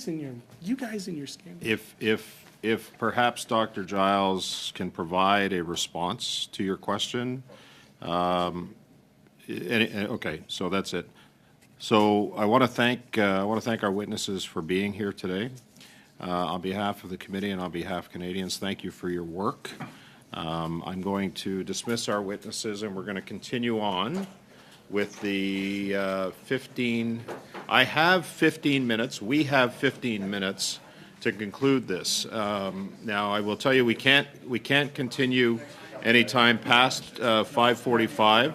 So at that point, I will be moving to adjourn the meeting. But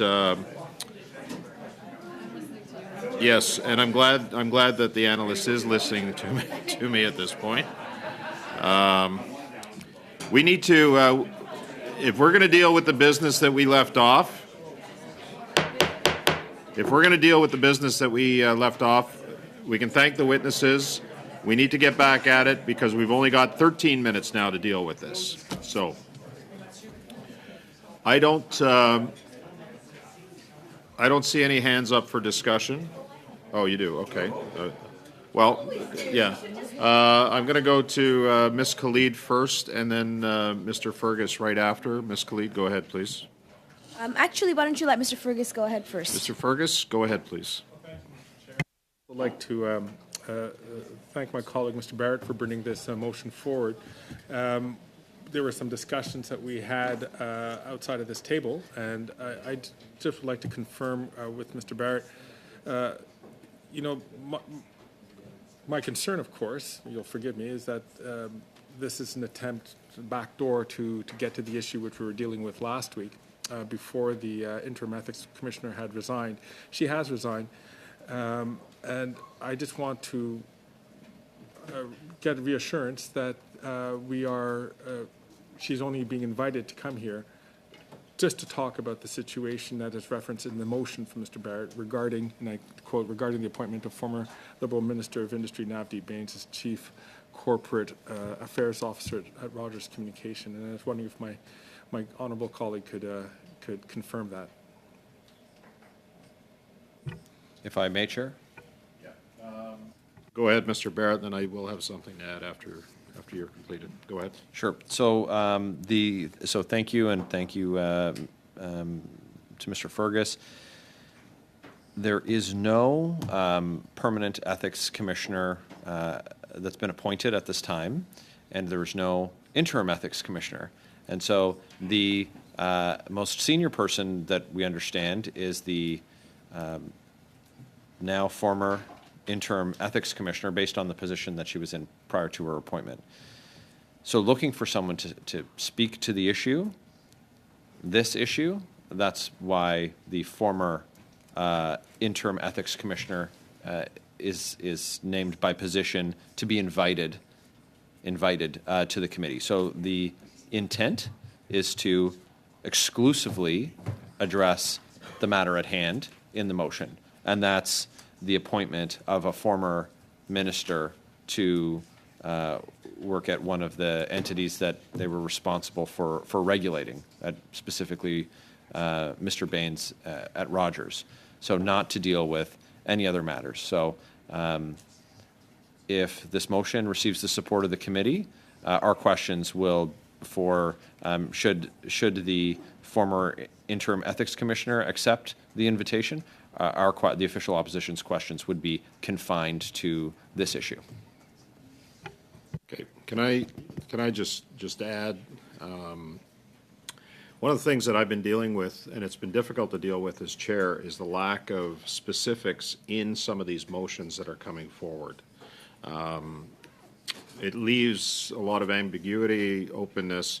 So I'm going to suggest, before I go to you, Mr. Fergus, that we add Ms. Richard's name, which I'm assuming that's who we're dealing with here, to this motion so that there's clarity, because it does. Former interim ethics commissioner could date back to 1980, if there was one. So, so bring them all. We'll bring them all back. But I need that as part of this motion in order to deal with some clarity here. So go ahead. So thank you, Chair. The reason Ms. Richard's name isn't in the motion was so that the perception wasn't that that she was the focus. So I would accept that as a friendly amendment or support it if it was moved as an amendment. But my comments stand with respect to our questions being confined to the matter at hand. Mr. Fergus and then Mr. Green. Go ahead. Just as a matter of debate, and I'm not going to drag this out, would it be better? I mean, I'm not certain if the Ethics Commissioner's Office has a role in this at all. It sounds like it's more of a lobbying commissioner issue.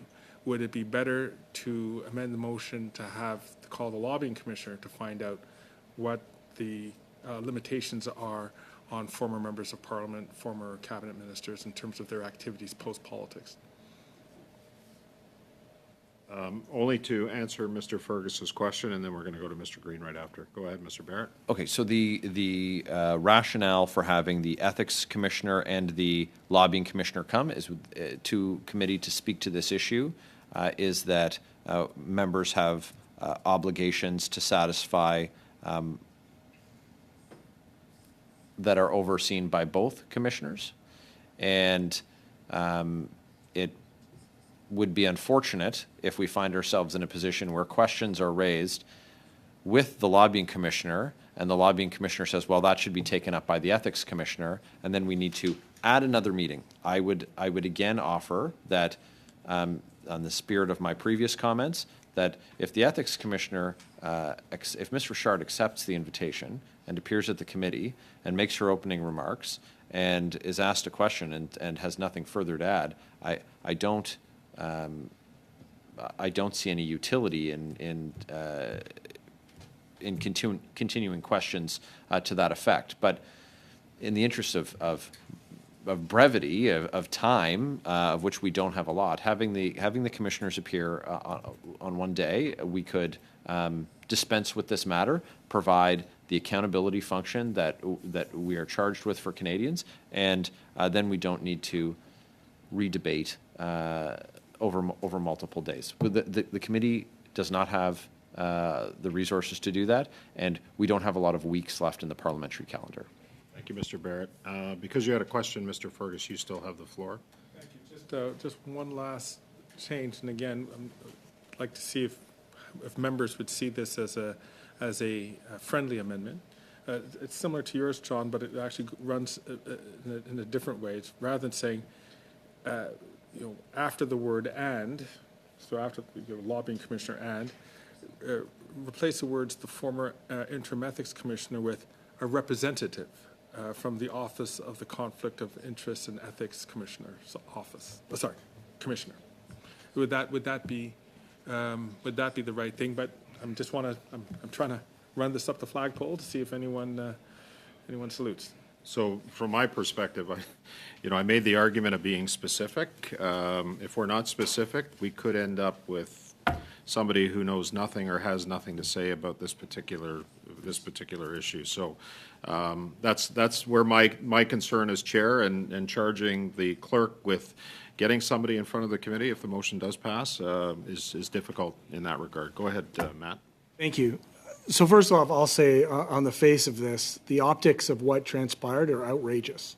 Like it's really, really outrageous to see where we're at with that merger, that minister, and that what appears, the appearance of that appointment in a way that seems almost like a patronage type of appointment. Now, I don't want to. I've come to my conclusions, and I think that, in fairness to the individuals involved, that this committee can present a way in which facts are presented to the committee that hold accountability in this space. And what I would suggest, in fact, even though I know time is of the essence, is that we consider perhaps sending an official letter from this committee to the former interim ethics commissioner, asking them if they've had any involvement, any communications, any advice, not just present, but in the past. I would be keenly interested to know what type of advice might have been granted when Navdeep Bains was a minister. Did they receive any advice from the ethics commissioner related to their position as a minister and this particular company? I want all that information. I think this committee deserves to have all that information. I'm not clear, having the former interim ethics commissioner, given our past conversations, given her very linear relationship with Dominic LeBlanc, I don't want this committee to turn into that. And so I would suggest, if there's an openness to this committee, that we direct the chair to write a letter to both, because I don't want to waste time having them come here and sit down and say, in my opening remarks, I know nothing, quite frankly, is a waste of time and a bit theatrical. And I'm not naive to the way fundraising happens. All intentions could be good. but I don't want to see somebody impugned just because there's, you know, just because there's an insinuation that they may have been involved in some of this, because, you know, quite frankly, at this committee, it's never the crime, it's the cover-up. And I feel like we would put that particular person in a very difficult situation to bring them here. So, Mr. Chair, I'm going to put it to the committee that we look at a way of first verifying if they had any involvement, even as legal counsel, quite frankly, senior legal counsel, any involvement at all between those two parties on that issue. I know they can't disclose it to us, but if they have, then they can come to committee. If they haven't, then I would say we spare them from the theatrics. That would be my suggestion. Thank you, Mr. Green. The other thing I think the committee needs to consider here too is that, you know, the appointment process is a process. It does take time. So it perhaps wasn't the former interim ethics commissioner that was involved. It was perhaps the former ethics commissioner. So I think, you know, there would be, it would be incumbent upon us to find out, you know, whether Mr. Dion was involved in this process as well. So just to add to your point. So I didn't hear anything in terms. I will move that as a direction, that we send a letter from this committee, and we would direct you, Mr. Chair, to send a letter to the Office of the Ethics Commissioner to determine whom within that department had any contact with the former minister in the former minister's role while they were the minister, after they were the minister, whether it was, you know, from the commissioner or from any senior legal counsel. And, you know, notwithstanding they can't disclose the nature of it, but just to confirm if they had any contact with them. Because if they didn't, then it's, to me, a moot point to bring them to a committee. And one of the things as well that has come to my attention too is that there were newspaper reports that Mr. Baines did in fact proactively reach out to the ethics commissioner. So another part to your point, Mr. Green. So Mr. Green is proposing that we have direction to committee. Well, first of all, we've got the motion on the floor, so we have to dispose of the motion and deal with the motion at this point. Clear, I'm, just so that I'm clear, I'm happy to move an amendment to the motion. I'm all for the lobbying commissioner to come before this committee on the matter, because I do think that's germane, current, and well within our mandate. Okay. So you're proposing an amendment to the motion that that directs the chair to write the ethics commissioner on behalf of the committee to determine what involvement specifically the commissioner had with respect to the appointment process, correct? Is that what I'm hearing you saying? No, not the, no, just to be I clear. would go beyond just the appointment process and even say if there had been any advice regarding Rogers, even while they were sitting, quite frankly, because I think that this story goes longer than the appointment, but that's just my own opinion. Okay. So. Okay, thank you, Mr. Green. Now, again, we've got literally less than a minute here, so I've got, yeah, so we've got an amendment on the floor. Any discussion on the amendment? Any discuss? Sorry. The amendment, Chair, is for direction. So it was an addition to, but not, it didn't remove anything else. It would remove the former interim commissioner to ascertain who was involved. Yeah, just to be clear for the clerk as well, that this is an amendment to the motion that would add to the motion, but it would not replace the motion, correct? Not replace it, but it would, I'm saying that we would do this, we would strike the appearance of the former interim commissioner, and the letter would be sent to ascertain who is the appropriate person to come before the committee. That clears it up. Okay. Go ahead, Mr. Barrett, quickly, please. And that the lobbying commissioner would Yeah, still. I think that's clear. Yeah, I think Okay. that's fine. So, on the amendment? Okay, I don't see any further discussion. Do we have consensus on Mr. Green's amendment? Okay, so that carries. Main motion as amended. No further. On division? Okay, wonderful. So that carries. Thank you, everyone. Thank you, analysts. Thank you, clerk, technicians. Appreciate all your help. We'll see everybody on Friday. Thank you. Meeting adjourned.